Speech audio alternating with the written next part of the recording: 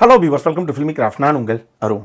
இந்த எபிசோடில் இன்னைக்கு காலையிலிருந்து மிகப்பெரிய ஆர்வத்தோடு நீங்கள் எல்லாரும் காத்துக்கிட்டு இருக்கிற இதயம் முரளி படம் எப்படி இருக்குது அப்படின்னு தான் இங்கே நம்ம பார்க்க போகிறோம். இந்த படத்துடைய கதை என்ன அப்படின்னு கேட்டிங்கன்னா, படத்துடைய ஆரம்பத்திலேயே நம்ம அதர்வாவும் அவருடைய ஃப்ரெண்ட்ஸு எல்லாரும் சேர்ந்து யூஎஸ்லேருந்து இந்தியாவுக்கு ஃப்ளைட்டில் வந்துக்கிட்டு இருக்காங்க அதர்வாவுடைய கல்யாணத்துக்காக. இப்போ ஃப்ளைட்டில் ஃபகத் ஃபாசிலை மீட் பண்ணுது இந்த குரூப்பு. அப்போ ஃபகத் ஃபாசில் கிட்ட நம்ம கதாநாயகனுடைய எல்லா கதா காலட்சியத்தை நாங்கள் சொல்கிறோம் அப்படின்னு சொல்லி ஹீரோவுடைய லவ் ஸ்டோரிஸ் எல்லாத்தையும் அப்படியே நம்ம ஃபாஃபா கிட்ட சொல்லிக்கிட்டே வர்றாங்க எல்லாரும். இதுக்கப்புறம் இந்த கதையில் என்ன தான் நடந்தது அப்படிங்கிறது தான் இந்த படத்துடைய மொத்த கதையை. இந்த விமர்சனத்தை பொறுத்தளவுக்கு மொத்த விமர்சனத்தையும் பார்த்துட்டு அதுக்கப்புறம் எந்த காலம் வேணாலும் நீங்கள் எடுங்க. இந்த படம் ஆகாஷ் பாஸ்கரன் இயக்குன ஒரு coming of age romantic drama. இந்த படத்தை பொறுத்தளவுக்கு இது ரொமான்டிக் ட்ராமா தான். இதனுடைய ட்ரெய்லர் பார்க்கும்போது எனக்கு ட்ரெய்லரே சூப்பராக இருக்குல்லங்க அப்படிங்கிற மாதிரி ஒரு ஃபீலை கொடுத்துச்சு. ஆனால் படமாக பார்த்ததுக்கப்புறம் இது என்னதான் ஒரு coming of age romantic drama அப்படின்னு நம்ம சொன்னால் கூட இதில் ஃபர்ஸ்ட் ஹாஃபில் நம்ம கொஞ்சமும் எதிர்பார்க்காத ஒரு ட்விஸ்ட் ஒன்று இருக்குது. நல்லா புரிஞ்சுக்கங்க, நம்ம கெஸ் பண்ண முடியாத அப்படிங்கிற வார்த்தையை இங்கே யூஸ் பண்ண தேவையில்லை. நம்ம எதிரே பார்க்க மாட்டோம், அப்படி ஒரு ட்விஸ்ட் ஒன்று இந்த படத்துடைய ஃபர்ஸ்ட் ஹாஃபில் இருக்குது. அது ரொம்ப ப்ராப்பராக அந்த இடத்துல யூட்டிலைஸ் பண்ணியிருக்காங்க. ஈவன் லேட்டர் ஆஃப்லையுமே அந்த ட்விஸ்ட்டை வச்சு ஒரு சில விஷயங்களை சூப்பராக ஒர்க் அவுட் பண்ணியிருக்கு இந்த டீமு. அது எங்கே அப்படிங்கிறது நீங்கள் படத்தை பார்த்தே தெரிஞ்சுக்கோங்க. இந்த படத்தை பொறுத்தளவுக்கு நான் சொல்கிறது எப்பயும் சொல்கிறது தான், ஒரு ரொமான்டிக் ட்ராமா அப்படின்னாலே சினிமோட்டோகிராஃபியும் மியூசிக்கும் ஹஸ்பண்ட் அண்ட் ஒய்ஃப் மாதிரி இருக்கணும். இந்த படத்தில் மனோஜ் பரமஹம்சா, சிஹெச் சாய் அப்படின்னு ரெண்டு சினிமோட்டோகிராஃபர் ரெண்டு பேருமே சும்மா தண்ணி மாதிரி தட்டி தூக்கியிருக்காங்க. கிறிஸ்டல் கிளியராக அந்தளவுக்கு விஷுவலி ஸ்டன்னிங்காக செம்ம கிராண்டியரான ஒரு விஷுவல்ஸ் இந்த படத்துக்கு. ஈவன் இங்கே சென்னை, மதுரை, திருச்சின்னு இங்கே இந்தியாவுக்குள்ளே நடக்கக்கூடிய இந்த சம்பவங்களை காட்சிப்படுத்தின விதமாகட்டும், யூஎஸுக்கு போனதுக்கப்புறம் அங்கே இருக்கக்கூடிய அந்த விஷயத்தை காட்சிப்படுத்தின விதமாகட்டும்னு சொல்லி விஷுவலி ஸ்டன்னிங்காக இருந்தது இந்த படத்துடைய சினிமோட்டோகிராஃபி. அதே நேரத்தில் இன்னொரு பக்கம் தமிழுடைய மியூசிக்கும் பாடல்களாக தனியாக நான் எதையுமே கேட்கல, ஆனால் படத்தோடு பார்க்கும்போது எல்லா பாடல்களுமே ஓரளவுக்கு நல்லா இருந்தது. என்னுடைய ஃபேவரட் பிக்கு அப்படின்னா இதயா தான். அந்த இதயா பாட்டிலேயே ஒரு பக்கம் ஒரு மாதிரி ப்ரீஸியான மெலடியாக ஆரம்பித்து அதுக்கப்புறம் கொஞ்சம் பெப்பியாக அந்த பாட்டை மாற்றிருக்காப்புல தமன். எனக்கு அந்த பாட்டில் அந்த ப்ரீஸியான மெலடி சைடு வருது பாருங்கள், அது ரொம்ப பிடிச்சிருந்தது. செம்மையான ஒரு கம்போசிஷன் அந்த பாட்டு. அது காட்சிப்படுத்தப்பட்ட விதமுமே பார்க்குறதுக்கு என்ன பளிச்சுன்னு இருக்குல்லங்க பா அப்படிங்கிற மாதிரி ஒரு ஃபீலை கொடுத்துச்சு அந்த பாட்டு. பெர்ஃபார்மன்ஸை பொறுத்தளவுக்கு முதல்ல அதர்வா அவர் காதல், காமெடி, ஒரு பக்கம் லைட்டாக எமோஷன்ஸ், தேவையான விஷயங்கள் எல்லாத்தையும் அந்த கதாபாத்திரத்தை கொண்டு வந்திருக்காரு. ஆனால் ஒரு சில இடங்களில் இன்னும் கொஞ்சம் நல்லா ரியாக்ட் பண்ணியிருக்கலாமோங்கிற மாதிரி ஒரு சின்ன ஃபீல் எனக்கு. படத்தில் ரெண்டு கதாநாயகிகள் அப்படின்னு தான் முதல்ல சொல்லணும். ஒன்று பிரீத்தி முகுந்தன், இன்னொன்று கைடு லோகர். பிரீத்தி முகுந்தனுடைய கதாபாத்திரம் அவங்களுக்கு பெர்ஃபார்மன்ஸுக்கான ஸ்கோப் நல்லா கிரியேட் பண்ணப்பட்டிருக்கு, தேவையானது நல்லா யூட்டிலைஸ் பண்ணியிருக்காங்க அவங்க தான் நான் சொல்லுவேன். கைடு லோகரை பொறுத்தளவுக்கு ஆரம்பத்தில் அவங்களுடைய கதாபாத்திரம் வழக்கமான ஒரு இன்னொரு பொண்ணு ஹீரோ லவ் பண்ணுறாருன்னா எப்படி இருக்குங்க அப்படிங்கிற மாதிரி ஒரு ஃபீலை கொடுத்துட்டா கூட பின்னாடி செகண்ட் ஹாஃபில் ஒரு இடத்துல அதர்வாவை அவங்க மீட் பண்ணி பேசக்கூடிய ஒரு காட்சி இருக்குது. கைடு லோகர் சூப்பராக ஸ்கோர் பண்ணியிருந்தாங்க அந்த சீனில். இது போக இன்னொரு ஹீரோயின் ஒருத்தவங்க வர்றாங்க, அவங்க யார் அப்படிங்கிறது நீங்கள் படத்தை பார்த்தே தெரிஞ்சுக்கோங்க.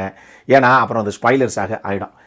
இவங்க எல்லாரும் போக படத்தில் நட்டி ஆகட்டும், நம்ம ஹீரோவோட ஒரு பெரிய டீம் ஒன்று தெரியும். நம்ம பரிதாபங்கள் சுதாகர், டிராவிட் செல்வம், ஏஞ்சலின்னு, நிகாரிகா, ரக்ஷனு, இந்த மாதிரி ஒரு குரூப் ஒன்று தெரியும். எல்லாருமே அவங்கவுங்க எடுத்துக்கிட்ட கதாபாத்திரத்துக்கு என்ன தேவையோ அதை நேர்த்தியாக நீட்டாக கொண்டு வந்திருந்தாங்க. இவங்க எல்லாரும் போக நம்ம ஃபகத் ஃபாசில் அவரெல்லாம் நடிப்பின் அரக்கன் அப்படிங்கிறது நமக்கு தெரியும்.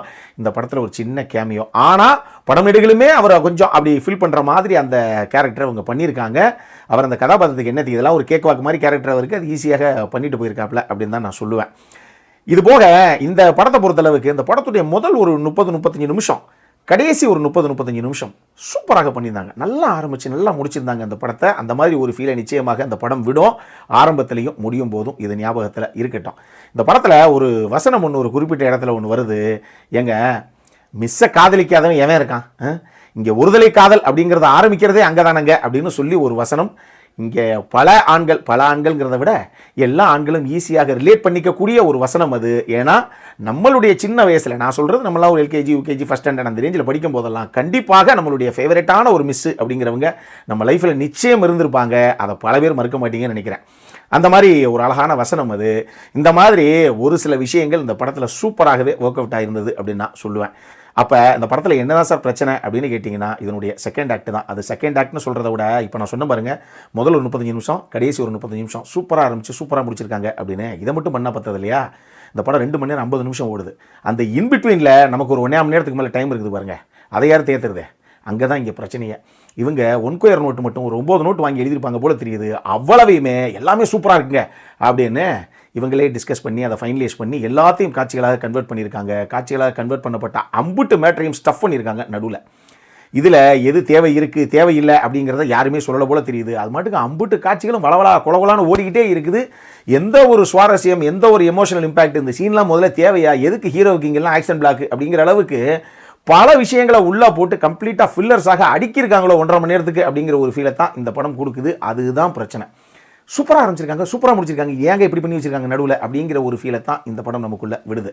அதே நேரத்திலேயே ஹீரோ அவருடைய ஃபர்ஸ்ட் லவ் விட்டு ஒரு கட்டத்தில் செகண்ட் லவ்வுக்கு வர்றாரு, மூவ் ஆன் ஆகிறாருன்னு வச்சுக்கோங்களேன். அது பின்னாடி ஃபர்ஸ்ட் லவ் என்ன ஆகுதுங்கிறதெல்லாம் ஒரு கதை இருக்குது, அது இருக்கட்டும். ஆனால் ஹீரோ தன்னுடைய ஃபர்ஸ்ட் லவ்லேருந்து எதுக்காக வெளியே வர்றாரு, எதுக்காக மூவ் ஆன் ஆகிறார் அப்படிங்கிறதுக்கு சொல்லப்பட்ட காரணமும் சரி, தமன் எதுக்காக தன்னுடைய லவரை விட்டு கடைசியாக இன்னொரு பொண்ணை கல்யாணம் பண்ணிக்கிறாரு அப்படிங்கிறதுக்கு இவங்க சித்தரித்த ஒரு காரணமும் சரி, இதெல்லாம் முதல்ல ப்ராப்பராக ரிஜிஸ்டர் பண்ணப்படவே கிடையாது. அப்படியே நாங்கள் ரிஜிஸ்டர் பண்ணிட்டோம் அப்படின்னு இவங்க சொன்னால் கூட அந்த காரணங்கள் எதுவுமே நமக்கு கன்வின்சிங்காக படவே கிடையாது. எதுக்கு முதல்ல இவங்க ஆகணும் அப்படிங்கிற அந்த கேள்வியிலே தான் நம்ம மைண்டு நிற்கிது. நிச்சயமாக படம் பார்க்கும்போது இதுவும் உங்களுக்கு தோணலாம். இதை தாண்டி இந்த படத்தில் இதனுடைய படத்துடைய பேர் இருக்குது பாருங்கள், இந்த இதயம் முரளி அப்படின்னு. இந்த விஷயம் தான் அந்த படத்துடைய பலம் பலவீனம்னு ரெண்டுமே நான் சொல்லுவேன். ஏன்னா இதயம் எந்த மாதிரி ஒரு கிளாசிக்கான படம் அப்படிங்கிறது நமக்கு தெரியும். 80s 90s கிட்ஸ் எல்லாம் போட்டு தேய்ச்சிட்டாங்க விசிடி கேசட்டை, அந்த அளவுக்கு தேய்ச்ச ஒரு படம் அது. அப்படி ஒரு கிளாசிக் படத்தை வந்து இந்த படத்துடைய டைட்டிலில் இதயம் முரளி அப்படின்னு வச்சுட்டு அதனுடைய ரெஃபரன்ஸ் இல்லாட்டினா எப்படி, அந்த மாதிரி ஒரு சூப்பர் மேட்டர் ஒன்று உள்ளே வச்சுருக்காங்க இவங்க. அது நான் சொல்ல வரும்போது நீங்கள் படத்தை பார்த்து தெரிஞ்சுக்கோங்க. ஆனால் அந்த இதய முரளிங்கிற பேர் இருக்கு இல்லையா, அது இவங்களுக்கு ப்ரொமோட் பண்ணுறதுக்கு ப்ரொமோஷனுக்கு பெரிய அளவில் யூஸ் ஆகிருக்கும். ஆனால் அதுவே ஒரு சில இடங்களில் இந்த படத்துக்கு பேக் ஃபயர் ஆகுது. ஏன்னா இந்த படத்தை ஒரு குறிப்பிட்ட அளவு நம்ம தாண்டதுக்கப்புறம் கிளைமேக்ஸ் வரைக்கும் இதாங்க நடக்க போகுது அப்படிங்கிறத நம்ம ஈஸியாக கெஸ் பண்ணிடுறோம். அதுக்கு காரணமும் அந்த டைட்டில் தான்.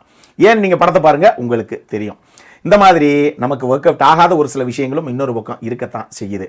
மொத்தமாக இந்த படம் எப்படி இருக்குது அப்படின்னு கேட்டிங்கன்னா, திருப்பியும் சொல்கிறேன், இந்த படத்தை சூப்பராக ஆரம்பித்து சூப்பராக முடிச்சிருக்கு இந்த டீமு. ஆனால் இன்பிட்வீனில் ஒரு 1.25 மணி நேரத்துக்கு மேலே நம்மளுடைய பொறுமையாக ரொம்ப அன்வான்ட் சீன்ஸை ஃபில் பண்ணி கொஞ்சம் சோதிக்க தான் செஞ்சுட்டாங்க அப்படின்னு நான் சொல்லுவேன். அதனால் மொத்த படமாக கேட்டிங்கன்னா ஒரு ஆவரேஜான வாட்ச் அப்படின்னு தான் நான் சொல்லுவேன். அனல் காரண்டை பொறுத்தளவுக்கு இந்த படத்தில் எதுவுமே கிடையாது. இது ஃபேமிலியோடு பார்க்கக்கூடிய ஒரு படம் தான். இந்த படம் இப்போ தியேட்டர்ஸில் வெளியாகிருக்கு. அப்புறம் நான் இதே மாதிரி இன்னொரு வீடியோவோட அடுத்த முறை உங்களை சந்திக்கிற வரைக்கும் இட்ஸ் அருண் சைனிங் ஆஃப்.